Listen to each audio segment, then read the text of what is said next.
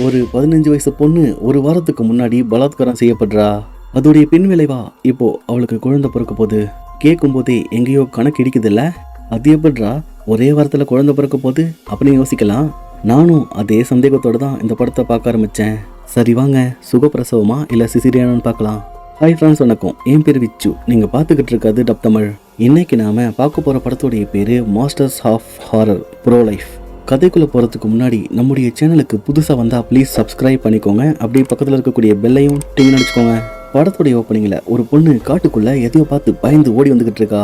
அதே நேரம் 2 பேர் ரோட்டு மேலே காரை ஓட்டிக்கிட்டு ஜாலியாக பேசிக்கிட்டு வந்துக்கிட்டு இருக்க. அவள் கரெக்டாக ஓடி வந்து அவங்க கார் முன்னாடி நிற்கிறா. அடேங்கப்பா, யார் மாணி, வீட்டில் சொல்லிட்டு வந்துட்டியா? என்னாச்சு உனக்கு ஏதாச்சும் அடிபட்டிருக்கான்னு சொல்லி கேட்குறாங்க. அதுக்கு அவ அடியெல்லாம் படலை, ஆனால் வேற பிரச்சனை இருக்குன்னு சொல்லிக்கிட்டு இருக்கா. அதை அவங்க கேட்டுட்டு சரி வாமா நான் உன்னை காப்பாத்துறேன்னு அவளை ஒரு ஹாஸ்பிட்டல் கூட்டிகிட்டு போகிறாங்க. அந்த ஹாஸ்பிட்டலை பார்த்தவ எங்கேயான்னு சொல்லி கேட்குறா. அதுக்கு அந்த 2 பேரும் என்னம்மா ஏதாச்சும் பிரச்சனையா? உனக்கு வேண்டானா சொல்லு, உன்னை வேற எங்கேயாச்சும் கூட்டிகிட்டு போறேன்னு சொல்ல. அந்த நேரம் இவங்களை தேடி ஒரு கார் வேகமாக வந்துகிட்டு இருக்கு. இதை அந்த பொண்ணு பார்த்துட்டு தயவு செஞ்சு அந்த ஆளை உள்ள விடாதீங்கன்னு சொல்லிக்கிட்டு இருக்கா. உடனே இவங்களும் கேட்டை சாத்திட்டு ஹலோ யார் பாணி, உள்ள வரத்துக்கு உனக்கு அனுமதி கிடையாதுன்னு சொல்லிக்கிட்டு இருக்க. இந்த கேப்பில் அந்த பொண்ணை ஹாஸ்பிட்டலுக்குள்ளே கூட்டிகிட்டு போகிறாங்க. இது யாருக்கு கடுப்பாக இருக்கோ இல்லையோ, இதை பார்க்குற ஒரு 3 பேர் செமையாக கடுப்பாகிறாங்க. ஏன்னா அவங்க ஆல்ரெடி அப்பாயின்மெண்ட் வாங்கிட்டு ஒத்துக்கிட்டு இருக்காங்க. வெளியே போன செக்யூரிட்டி நீங்கள் யாருன்னு எனக்கு தெரியும், உங்கள் பேர் டூவைன் தானே, எதுக்காக இங்கே வந்திருக்கீங்கன்னு சொல்லி கேட்குறான். அதுவா, என்னுடைய பொண்ணு தேடி வந்திருக்கேன். என்னது உங்கள் பொண்ணா? அப்படிலாம் யாரும் இல்லை சார். என்னது யாரும் இல்லையா? அடே, என் கண்ணு முன்னாடி தான் உள்ளே கூட்டிகிட்டு போனீங்க, யாரும் இல்லைன்னு சொல்கிறீங்க. தெரியல சார், நான் யாரையும் கவனிக்கலை. நீங்கள் வேணும்னா கொஞ்ச நேரம் வெயிட் பண்ணுங்கள், நான் போய் யாராச்சும் வந்தாங்களான்னு கேட்டுட்டு வந்துடுறேன் அப்படின்னு உள்ளே போகிறான். சார், அந்தளோடைய பொண்ணை இங்கே அட்மிட் பண்ணியிருக்காங்களாமே, அவளை அவர் பார்க்கணுன்னு அடம் பிடிக்கிறாருன்னு சொல்ல. இதை கேட்ட டாக்டர்ஸ் 2 பேரும் அந்த பொண்ணு அவரை பார்த்து பயப்படுறா, அப்படின்னா அவரை உள்ளே விடாமல் இருக்கிறது தான் நல்லதுன்னு சொல்லிக்கிட்டு இருக்காங்க. இதை அந்த செக்யூரிட்டி கேட்டுட்டு எப்போ பார்த்தாலும் நம்மளையே கோர்த்து விட்றானுங்க. ஐயா, உங்கள் பொண்ணு இருக்காங்களா இல்லையான்னு தெரியலையா? நீங்கள் என்ன பண்ணுங்க, இன்னும் கொஞ்ச நேரம் காத்துக்கிட்டு இருந்தீங்கன்னா நாங்கள் கண்டுபிடிச்சி சொல்லிடுவோம். இப்போதைக்கு உங்களுக்கு வேற ஏதாச்சும் வேலை இருந்தால் போய் பாருங்கன்னு சொல்லி அவரை சமாளித்து அனுப்புகிறான். அந்த பொண்ணை காப்பாற்றி கூட்டிகிட்டு வந்த 2 பேரும் இதே ஹாஸ்பிட்டலில் தான் டாக்டராக இருக்காங்க. அங்கிருந்து நேராக அந்த பொண்ணுக்கிட்ட வந்து சரிம்மா சொல்லு, உனக்கு நாங்கள் எந்த வகையில் உதவி பண்ணுறதுன்னு சொல்லி கேட்குறாங்க. அதுக்கு இவ நான் கர்ப்பமாக இருக்குன்னு சொல்லிக்கிட்டு இருக்கா. அதை கேட்ட டாக்டர் வியந்து போய் முதல்ல உன்னுடைய கோட்டை கழட்டுன்னு சொல்லிக்கிட்டு இருக்காரு. இதை கேட்டு அவள் கோட்டை கழட்டின பிறகு அவளுடைய வயிறை பார்த்துட்டு நல்ல வேலைம்மா, உனக்கு எந்த காயமும் படாமல் உன்னை காப்பாற்றிட்டோன்னு சொல்லிக்கிட்டு இருக்காங்க. அதை கேட்ட அந்த பொண்ணு ஆமாம், கடவுள் தான் உங்களை அனுப்பியிருக்காரு. ஏன்னா என்ன நடக்க போகுதுன்னு அவருக்கு நல்லாவே தெரியும். அவருடைய கட்டளைப்படி இந்த குழந்தையை கொண்டுடுங்கன்னு சொல்லிக்கிட்டு இருக்கா. எனது குழந்தைய கொல்லணுமா? ஒருவேளை இவளுக்கு பைத்தியமாக இருக்குமோ? ஏமா உன்னுடைய வயசு என்னன்னு சொல்லி கேட்குறாங்க. அதுக்காக எனக்கு 18 வயசு ஆக போகுதுன்னு சொல்லிக்கிட்டு இருக்கா. இதை கேட்ட டாக்டர் எத்தனை வருஷத்துக்கு அப்புறம் அப்படின்னு கேட்க இன்னும் 3 வருஷத்தில் ஆயிடும் சொல்ல. கன்ஃபார்ம் இவ ஏதோ மன ரீதியாக பாதிக்கப்பட்டிருக்கா. சரிம்மா, நீ எப்படி கர்ப்பமானு சொல்லி கேட்குறாங்க. அதுவா, அதை நீங்கள் யாருக்கிட்டையும் சொல்லக்கூடாது. நான் ஒரு நாள் நைட்டு ஐஸ்கிரீம் சாப்பிட்டுட்டு இருந்தேன், அப்போதான் அது நடந்துச்சு. அப்படியா, எந்த நாள் நைட்டு? அதுவா, போன வாரம் சனிக்கிழமை. சனிக்கிழமையா? அதுவும் போன வாரமா? ஆமாம். சூப்பரு. இவ பைத்தியமா இல்லை நம்மளை பைத்தியம் நினைக்கிறாளா? சரிம்மா, நீ ரெஸ்டடு, நாங்கள் போயிட்டு சீஃப் டாக்டரை பார்த்துட்டு வரேன்னு சொல்லிட்டு போகிறாங்க. அவரும் இவங்களை பார்த்துட்டு என்னதான் ஆச்சு அந்த பொண்ணுக்குன்னு சொல்லி கேட்குறாரு. அதுக்கு இவங்க எனக்கு என்னமோ அந்த பொண்ணு யாரோ பலாத்காரம் பண்ணியிருக்காங்கன்னு நினைக்கிறேன். ஒருவேளை அது அவங்க அப்பாவா கூட இருக்கலாம். ஏன்னா அவரை பார்த்து தான் அவள் ரொம்பவே பயப்படுறா. எதுக்கும் அந்த ஆளை உள்ளே விடாமல் இருக்கிறது தான் நல்லதுன்னு சொல்லிக்கிட்டு இருக்காங்க. அதே போல் அவனும் மறுபடியும் வந்து உள்ளே வர முயற்சி பண்ணிக்கிட்டு இருக்கான். இதை அந்த டாக்டர் கேள்விப்பட்டு யோ, நீ எதுக்கு உள்ளே வர பார்க்குறேன்னு எனக்கு தெரியும், உன்னால எங்களை மீறி அவளை எதுவும் பண்ண முடியாது, உண்மையை சொல்லு, அவள் வயிற்றில் இருக்கக்கூடிய குழந்தைக்கு நீ தானே அப்பான்னு சொல்லி கேட்குறான். அதை அந்த ஆள் கேட்டு மேலும் கோவப்பட்டு அடே, அந்த குழந்தைக்கு மட்டும் ஏதாச்சும் ஆச்சுன்னா உன்னை விட மாட்டேன்டா, ஒன்று மட்டும் இல்லை இங்கே இருக்கக்கூடிய ஒருத்தனையும் விட மாட்டேன்னு சொல்லிக்கிட்டு இருக்கான்.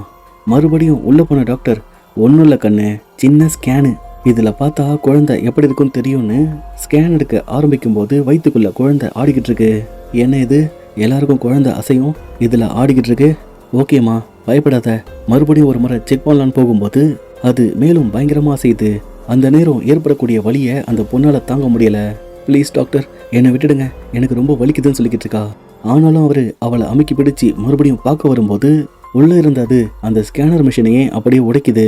இதால் அவங்க மேலும் பயந்து போகிறாங்க. ஆத்தாடி, ஒன்று மட்டும் நல்லா தெரியுது, இது குழந்தை கிடையாது, அப்படின்னா அந்த பொண்ணு சொன்ன மாதிரி அதை கொல்ல வேண்டியதுதான் அப்படின்னு இவங்க பேசிக்கிட்டு இருக்க, இன்னொரு பக்கம் அந்த பொண்ணுடைய அப்பா தன்னுடைய 3 பசங்களை கூட்டிகிட்டு வந்து, டேய் பசங்களா, இவனுங்க தான் உங்கள் சகோதரியை பிடிச்சு வச்சிருக்காங்க, எப்படியாச்சும் உள்ளே போகிறோம், அவளை வெளியே கொண்டு வரோம், அதுக்காக என்ன செஞ்சாலும் தப்பு கிடையாதுன்னு சொல்லிக்கிட்டு இருக்கான். முதல்ல அதில் ஒரு பையனை அனுப்பி ஃபோன் லைனை கட் பண்ணுறாங்க. அடுத்து எல்லாரும் கையில் துப்பாக்கி எடுத்துக்கிட்டு நேராக கேட்டுக்கிட்ட போகிறாங்க. அங்கே இவனை பார்த்த செக்யூரிட்டி, யோ நீ மறுபடியும் வந்துட்டியா, சரி இரு, உன்னுடைய பொண்ணை கண்டுபிடிச்சிட்டாங்களான்னு நான் ஃபோன் பண்ணி கேட்குறேன்னு போனால் இவங்க தான் ஃபோன் லைனை கட் பண்ணிட்டாங்களே, அதனால லைன் போக மாட்டேங்குது, அதனால அவனே வந்து சமாளிக்கலான்னு பார்க்குறான். அந்த நேரம் பின்னாடி அந்த பையன் வர இதை பார்த்தவன் கையில் துப்பாக்கி எடுக்கலான்னு பார்க்கும்போது அதுக்குள்ளே அவங்க அப்பா தான் கிட்ட இருக்கக்கூடிய துப்பாக்கி எடுத்து அந்த செக்யூரிட்டியை சுடுறான். அதனால அவர் பாவம் கபால மூச்சு அடைஞ்சிட்டாரு. அடுத்து அவங்க கேட்டையும் துப்பாக்கியால் சுட்டுட்டு உள்ளே வர பார்க்குறாங்க. இந்த சத்தம் கேட்டு உள்ளே இருக்கக்கூடிய எல்லாரும் பயந்து போக அதை அந்த சீஃப் டாக்டர் பார்த்துட்டு, நீங்கள் ஒன்றும் பயப்படாதீங்க, எல்லாரும் ஓடி வந்தீங்க ஒளிஞ்சுக்கோங்க, இன்னைக்கு நானும் அவங்களான்னு பார்த்துட்டுறான்னு கதவுகளை பூட்டிட்டு ஓடி வந்து புல்லட் ப்ரூஃப் ஜாக்கெட்டையும் மாட்டிக்கிறான். அவங்களும் உள்ளே வந்துக்கிட்டு இருக்க அதில் ஒரு பையன், டேடி என்ன பண்ணிட்டீங்க, எனக்கு பயமாக இருக்குது, அதுவும் இல்லாமல் இது எல்லாம் தப்பு, இதெல்லாம் நம்ம செய்யக்கூடாதுன்னு சொல்லிக்கிட்டு இருக்கான். ஆனால் அவர் எதையும் கேட்க மாட்டேங்கிறாரு. ஏன்னா அவர் காதுக்குள்ளே ஒரு குரல் கேட்டுக்கிட்டே இருக்கு. அது என்ன சொல்லிக்கிட்டு இருக்குன்னா, அந்த குழந்தையை காப்பாற்று, அந்த குழந்தையை காப்பாற்றுன்னு சொல்லிக்கிட்டே இருக்கு. அதனால் அவர், அப்படி ராஜா, அப்படின்னா நீங்கேயே காத்துக்கிட்டாரு, ஒருவேளை யாராச்சும் தப்பிச்சு போக பார்த்தாங்கன்னா அவங்கள போக விடாமல் தடுத்துடு, இல்லைனா அவங்க நேராக போலீஸ்கிட்ட போவாங்க, அப்புறம் நமக்கு தான் ஆபத்துன்னு சொல்லிக்கிட்டு இருக்கான். உள்ள அந்த பொண்ணை காட்டும்போது அவள் வயிறு வேகமாக வளர்ந்துக்கிட்டு இருக்கு.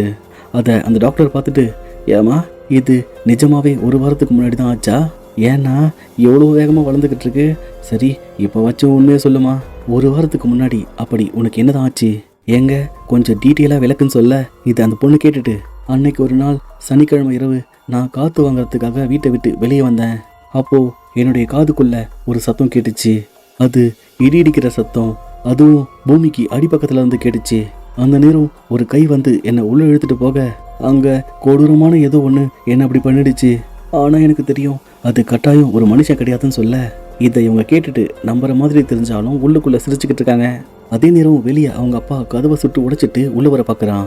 அந்த சீஃப் டாக்டரும், வாங்கடா உங்களுக்காக தான் காத்துக்கிட்டு இருக்கேன் அப்படின்னு அவங்க உள்ளே வரும்போது கரெக்டாக சுட ஆரம்பிக்கிறான். அவங்களும் பதிலுக்கு சுட ஆரம்பிக்கிறாங்க. இங்கே அந்த பொண்ணுக்கு பிரசவ வலி எடுக்குது. அந்த டாக்டரும், முடியும், உன்னால முடியும்னு சொல்லிக்கிட்டு இருக்கான். இதை கேட்ட அந்த பொண்ணு, அடே அதை கொல்லுன்னு சொன்னா நீ என்னடானா எனக்கு பிரசவம் பார்த்துக்கிட்டு இருக்க, நகருங்க, உங்களை நம்பினா வேலைக்காகாது, நானும் இதை பண்ணுறேன்னு கையில் ஒரு கத்தி எடுத்துக்கிறா. அதை அந்த டாக்டர் பார்த்துட்டு, அட அவசரப்படாதம்மா டாக்டர், என்ன பார்த்துக்கிட்டு இருக்கீங்க, பிடிங்க அமுக்குங்கன்னு அவளுக்கு ஒரு ஊசியை போடுறாங்க. ஆடா பாவீங்களா, அதுக்கிட்ட இருந்து என்னை காப்பாற்றுவீங்கன்னு பார்த்தா உங்ககிட்ட இருந்தே காப்பாற்றணும் போல இருக்கே அப்படின்னு அவளும் மயங்கி போக மறுபடியும் அங்கே துப்பாக்கி சூடு நடந்துக்கிட்டு இருக்கிறத காட்டுறாங்க. அந்த நேரம் டாக்டர் அதில் ஒரு பையனை கழுத்துலேயே சுடுறான். இதனால் அவனுக்கு பலமாடிப்பட்டு அவனுக்கு ரத்தமாக வந்துக்கிட்டு இருக்கு. அதை அவங்க அப்பா பார்த்துட்டு, கவலைப்படாத கண்ணா, உனக்காக நான் கட்டாயம் பழி வாங்குவேன் அப்படின்னு தன்னுடைய இன்னொரு மகனை கூட்டிக்கிட்டு அந்த டாக்டர் கிட்ட போகிறான். அவரும் தன்னுடைய கண்ணை ரீலோட்லாம் பண்ணிக்கிட்டு தயாராக காத்துக்கிட்டு இருக்காரு. இதால் அவங்களால அவரை சுட முடியல. மறுபடியும் அந்த பொண்ணை கட்டுறாங்க. அவள் பிரசவ வழியில் துடிச்சிக்கிட்டு இருக்கா. ஆஹா, குழந்தை வெளியே வரப்போகுது, அப்படித்தான்னு அந்த லேடி டாக்டர் கிட்ட போனா அவள் முகத்தில் என்னமோ தெரிக்குது. அவளும், அடே கண்ணு தெரியலடா எனக்கு, அது என்ன கன்றாவின்னு தெரியலேன்னு கத்திக்கிட்டு இருக்க. இங்கே இவங்க கரெக்டாக பிளான் பண்ணி அந்த டாக்டரை சுட்டு தள்ளுறாங்க.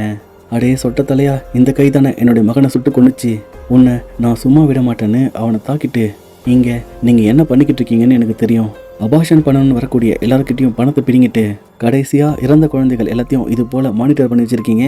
அது மட்டும் இல்லாமல் அந்த குழந்தைகளுடைய திசுக்களால் மருந்து தயாரித்து கோடி கோடியாக சம்பாதிக்கிறீங்க.